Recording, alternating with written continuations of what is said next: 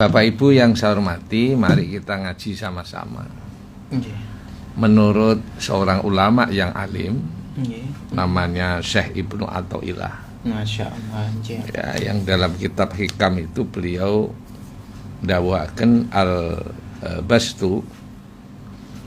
al-bastu fa'akhadan nafas gitu. Jadi kelonggaran atau kebahagiaan itu fa'akhadan nafsu, maka di dalam saat kelonggaran itu nafsu termasuk ikut ambil bagian. Ikut juga ya. Masya Allah. Nah, itu daunnya Syekh Ibnu Athaillah. Kemudian wal qabdu, ketika orang itu dalam keadaan sempit, ya susah gitu. Qabdu itu coro barang itu ditegak gitu ya. Itu ditekan itu. La ta'khudun nafas, maka nafsu itu tidak ambil peran di situ. Masya Allah. Ini artinya apa? Bahwa ternyata di dalam kehidupan itu sunnatullahnya, Pak Isa, itu ada bahagia, ada susah. Ini siapapun, siapapun, nggak peduli. Jadi ada al-bastu, ada al-qabdu. Jadi ada kalanya manusia itu longgar, ada kalanya orang itu sempit. Itu sudah sunnatullah, siapapun itu, termasuk Rasulullah Muhammad Sallallahu Alaihi Wasallam. Termasuk di agama manapun. Jadi jangan dikira kalau Islam itu gampang susah, kalau enggak Islam itu bahagia terus. Mboten. Jadi yang namanya bahagia, namanya susah, namanya kelonggaran, namanya kesumpekan, itu pasti akan datang silih berganti. Masya Allah. Cuma ini diingatkan oleh beliau bahwa ta'khudun nafas, ketika orang itu dalam keadaan longgar, ya, duitnya akeh, awak sehat ya, keluarga gak ono masalah, tagihan lancar, itu biasanya terus ngelencer nyate gitu. Ya misalnya gitu, kalau zaman dulu kan gitu ya. Terus numpak mobil gak gelem pesawat kan begitu. Jadi terus akhirnya ngelencer rekreasi kemana ya. Jadi kita harus hati-hati di sini. Kenapa? Karena ketika orang itu dalam keadaan longgar, itu maka di situ nafsulah ikut ambil peran. Masya Allah. Kalau tidak hati-hati, itu nanti bisa akhirnya menjadi salah langkah gitu. Salah langkah. Ya artinya kebahagiaan, kelonggaran rezeki itu akhirnya tidak digunakan dalam keadaan yang baik. Ya toh? Akhirnya dia istidrat, akhirnya dia melakukan kejelekan tapi tetap diberi kebaikan oleh Allah. Masya Allah. Bisa berupa istidrat. Bisa berupa istidrat. Makanya sekarang kalau kula panjenengan ini sudah ada bahagia, ada susah, bagaimana sikap kita? Masya Allah. Ya kan begitu. Iya. Bagaimana sikap kita ketika kula panjenengan bahagia? Jangan bahagia sendiri, tapi bagaimana kita ikut membahagiakan orang. Kalau kita diberi kelonggaran rezeki, bagaimana kita bisa membantu orang lain. Bukan malah pelit di situ, bukan malah jalan yang ditempuh dengan jalan yang tidak baik. Masya Allah. Ya, oleh karena itu ini yang penting. Oleh karenanya, bagaimana ketika kita ketika pas enak itu bagaimana harus apa, dan ketika pas al-qabdu, ketika kita pas sempit itu harus bagaimana. Masya Allah. Bapak Ibu dulur Victor yang saya hormati, bahasa saya, tidak ada masalah yang tidak akan selesai. Tidak ada masalah yang tidak akan selesai. Cuma masalahnya sabar apa enggak. Nah ini. Jadi konsepnya kula panjenengan tolong dicatat ini. Ayo kula panjenengan wayahe bungah, ayo melok bungahne wong. Gitu. Tapi ketika kita dalam keadaan susah atau terjepit, ya wis duit gak ono, kan gitu kan. Anak loro, omah bocor, gitu kan. Utang duit-duit titik diutang tanggane gak nyaur ya. Wis ngoten niku jangankan kok mikir nglencer, mikir maksiat mun mboten saged.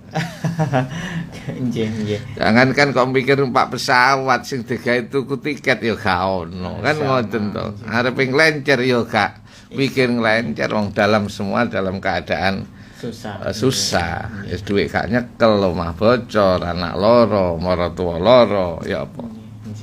Ya. Nah, makanya ketika susah itu nafsu itu tidak ambil peran biasanya. Enggak ikut-ikut. Enggak ikut-ikut. Wis sumpek soalnya. Nah, dan tidak ada ketika masalah itu sumpek itu tidak akan pernah berakhir, itu tidak masalah. Enggak mungkin. Jadi kesumpekan itu pasti akhirnya berakhir. Cuma masalah kula jenengan ketika sumpek ini bisa bertahan apa tidak. Masya Allah. Makanya mboten enten sumpek terus menerus itu ndak ada. Allahumma sholli ala Muhammad.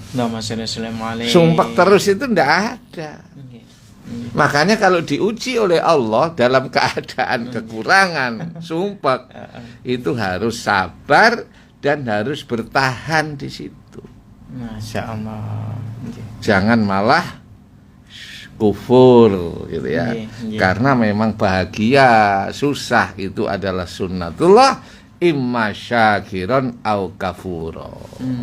Baik pada orang mukmin atau orang kafir, semuanya itu pasti akan menimpa yang namanya susah dan bahagia. Tepuk tangan. Makanya kalau jenengan sekarang sikapnya kalau pas bahagia bagaimana, nek wayahe sumpek bagaimana. Ya larinya kepada Allah. Bertahan gitu loh. Bertahan. Makanya kalau orang mengerti ya. Kalau orang hatinya dibimbing oleh Allah itu. Kalau orang hatinya dibimbing oleh Allah itu sebagaimana Allah dawuh di dalam Al-Qur'an surat Al-Fajr ini. Surat Al-Fajr ayat 15. Ayat 15 ya, surat Al-Fajr ayat 15. Surat Al-Fajr ini surat yang ke-89. A'udzu billahi minasyaitonir rajim. Bismillahirrahmanirrahim. Fa ammal insanu idza mabtalahu rabbuhu fa akramahu wa na'amah fa yaqulu rabbi akraman. Allah. Orang itu kalau imannya kuat, kalau sering ngaji gitu ya, kalau mereka hatinya dibimbing oleh Allah, dia mengatakan fa'ammal insanu, apabila manusia itu mabtalahu, diuji oleh Allah. Manusia itu kan kadang diuji oleh Allah. Fa'akramahu wa na'amah, dia mengatakan Allah pasti akan memuliakan saya dan akan memberi nikmat kepada kami. Masya Allah. Keyakinan ini. Karena tidak akan mungkin Pak Isa, namanya sumpek terus menerus itu gak mungkin. Tapi ngoten niki abot apa? Jadi fa akramahu wa na'ama, Dan fayaqulu, orang-orang yang diuji oleh Allah itu Rabbi akramani gitu. Gusti muliakanlah kami dan kami pasti akan jadi orang mulia. Masya Allah. Lah ngeten iki nggih mboten gampang. Diuji oleh Allah tapi dia mengatakan yakin Allah akan memberikan kemuliaan kepadaku dan Allah akan memberikan kenikmatan kepadaku. Allah, Masya Allah. Nggih. Nggih. Dadi nek diuji Gusti Allah ya aja bolak-balik waduh. Masalah pasti akan selesai. Nggih. Persoalannya kita mau bertahan apa tidak. Ya Allah. Nggih. Sabar apa enggak? Gitu. Bertahan atau Tidak. Tidak. Masya Allah. Nggih. Tapi kalau orang-orang yang tidak beriman, orang yang hatinya tidak dibimbing oleh Allah, Gusti Allah dawuh di bawahnya itu, wa amma idza mabtalahu faqaddara alaihi rizqah fayaqulu rabbi ahanan kan gitu ya. Allah. Dan ada manusia itu ketika diuji oleh Allah faqaddara alaihi rizqah, rizkine pas-pasan. Nggih.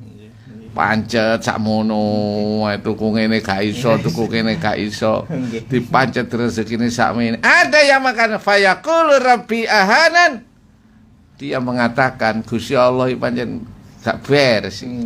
Awak dhewe iku Wis kerja ngoten iki. wis kerja, Isuk ketemu awak bengi. dhewe iku wis gak enek mulyane belas. Masya Allah. Ya apa iki? Nggih. Awak dhewe ketoke balungan kere. Ngono Pak. Ya, potongan balungan.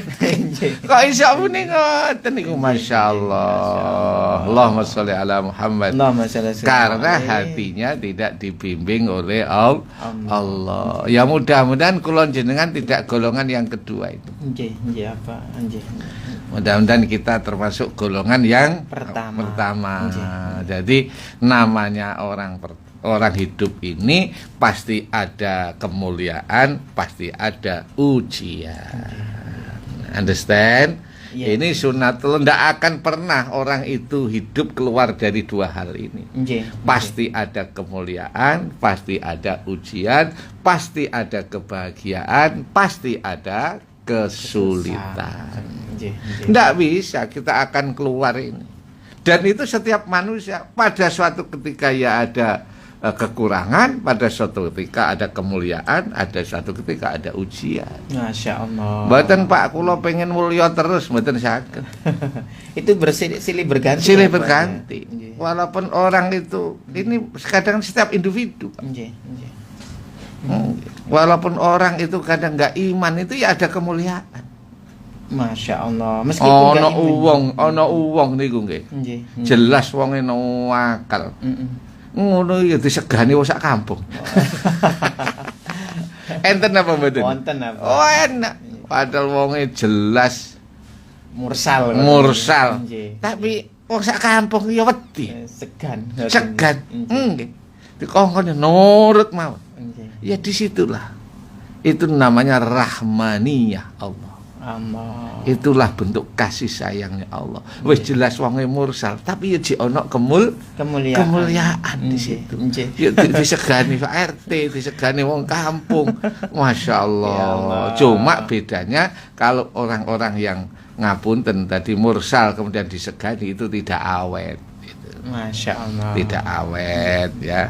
Tidak awet. Makanya kebaikan, keburukan itu biasanya ya nurun nang anak-anak. Kemuliaan itu ya nurun ya. Nurun. Misalnya ditakoni, monggo sampean sinten?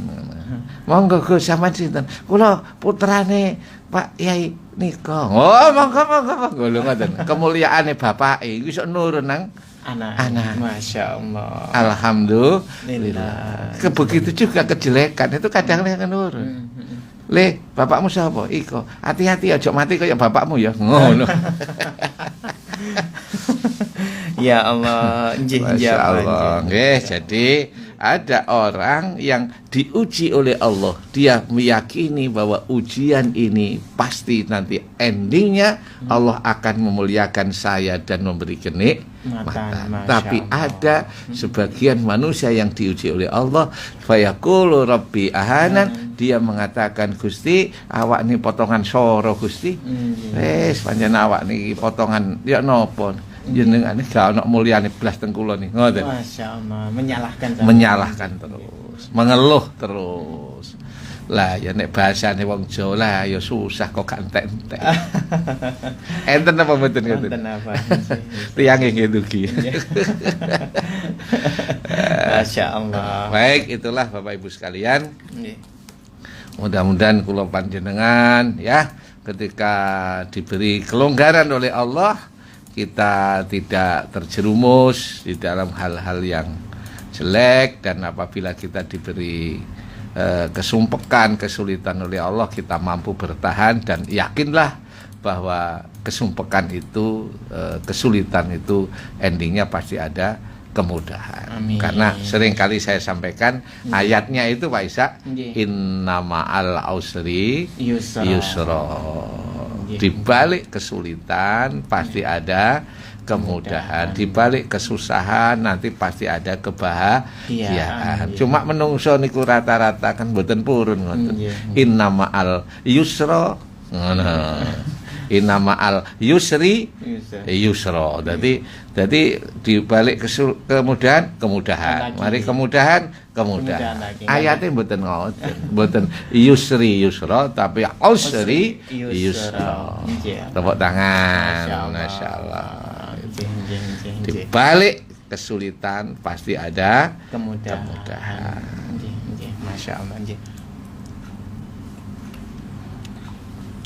Dulur Al-Fiktora, Anda masih bersama kami di Fajar Syiara Al-Fiktora. Kita akan lanjutkan lagi dulur ngaji kita bersama guru kita Bapak Dr. Kiai Haji Muhammad Sukron Jazilan Badri MAG. Baik, Abah, kita lanjutkan lagi Abah. Ini sudah ada beberapa pertanyaan yang sudah masuk Abah. Ada dari Ibu Yuni ini Abah. Assalamualaikum Ibu Yuni Prigen. Semoga Pak Yai Sukron dan semuanya selalu sehat. Amin.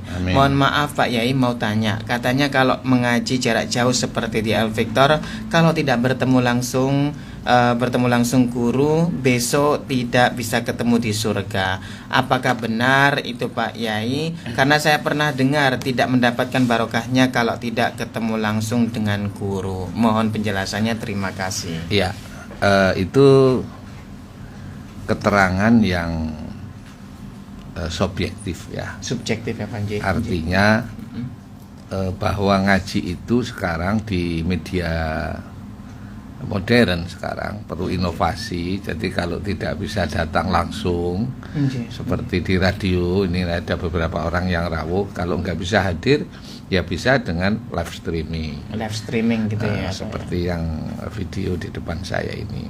Juga bisa dengan radio, nggak apa-apa, boleh. Dan itu nanti tetap akan mendapat barokahnya ilmu, barokahnya guru.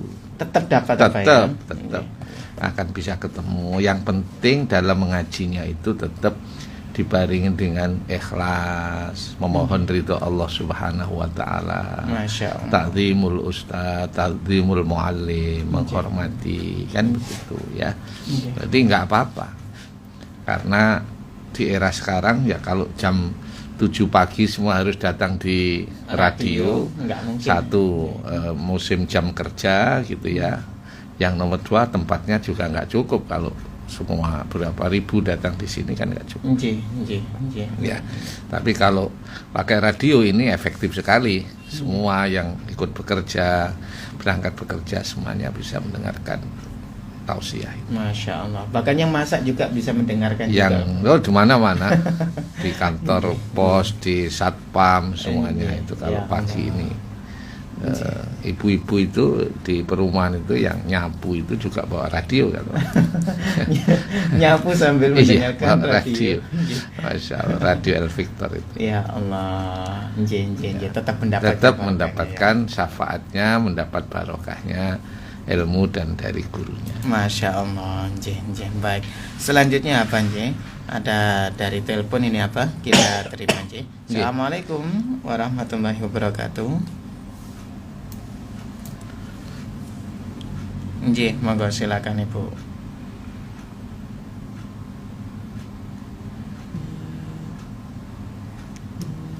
Amin, amin. Amin, amin, amin. Nggih. Monggo Bu Karti.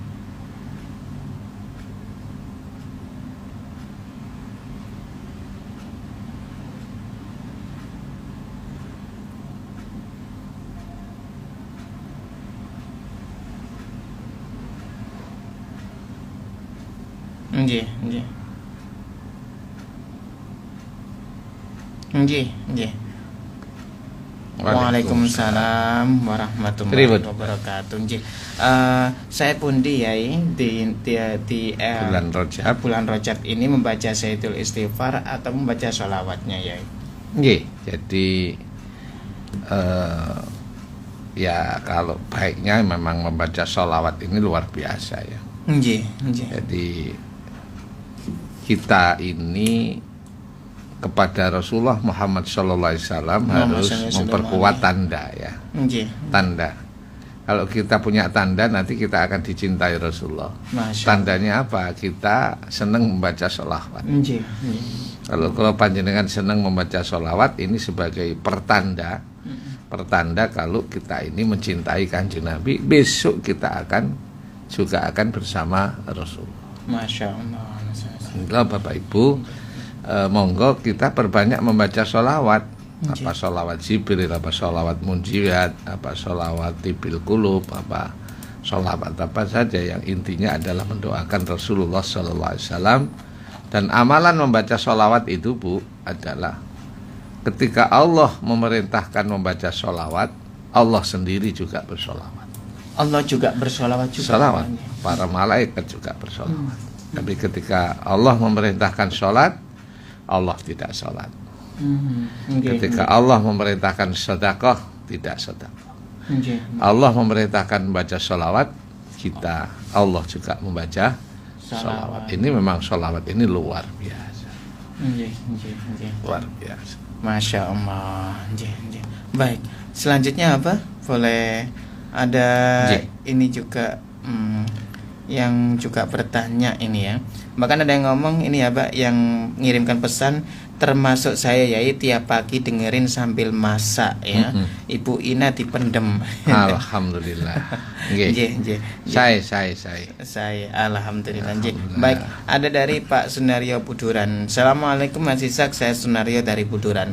Mau tanya, tapi di luar tema, berdoa di akhir sujud apa boleh di sholat sunnah, dan sholat sunnah apa yang boleh?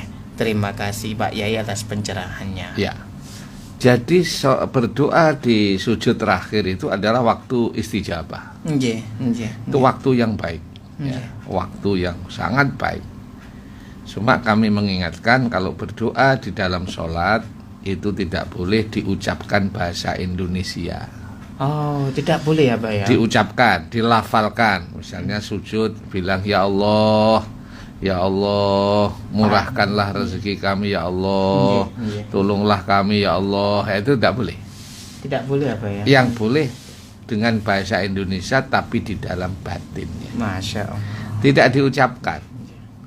Jadi lambene cep tapi hatinya nyuwun datang Allah Subhanahu wa taala, semoga semua urusannya dimudahkan kali Gusti Allah. Masya Allah.